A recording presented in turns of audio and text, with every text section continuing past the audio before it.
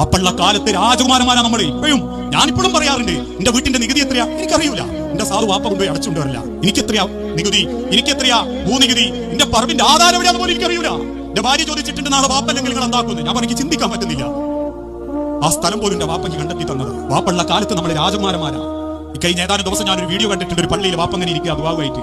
ഒരു മോൻ വന്നിട്ട് തോളത്ത് 12 തൊണ്ടുകൊണ്ടും അപ്പോയിക്ക് ഇങ്ങനെ തലയാട്ടിയിട്ട് പിന്നെ അവസാനം കീശയിൽ എടുത്തിട്ടൊന്ന് കൊടുക്കും 10 രൂപ. വേറൊരുത്തം വന്നിട്ട് വിടുന്നത് കൊണ്ടും വാപ്പ പിന്നെ എടുത്തു കൊടുക്കും 10 രൂപ. എന്നിട്ട് വാപ്പ പിന്നെയും ദുആയിൽ മുഴുകും. വാപ്പുള്ള കാലത്താണ് മക്കളെ നമ്മുടെ രാജകുമാരന്മാര്. നമ്മുടെ അഡ്രസ്സാണ്. അതില്ലാണ്ടാവുമ്പോ പിന്നെ ഞാൻ ആരെ മോനാന്ന് ചോദിച്ചാ പറയാൻ വലിയ അഡ്രസ് ഒന്നും നമുക്ക് ഉണ്ടാവില്ലെങ്കിൽ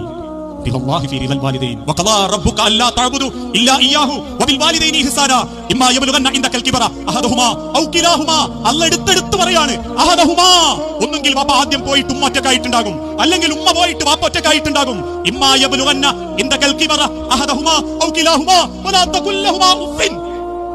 എന്നൊരു വർത്താനം, ഒരു നോട്ടം ഞാൻ അവർക്ക് നേരെ നോക്കരുത്.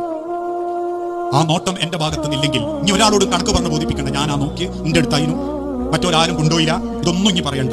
എനക്കുള്ളത് കണക്കൊപ്പിച്ച് പടച്ചോൻ ദുനിയാവിൽ എത്ര ഇരട്ടിയാക്കി തരും.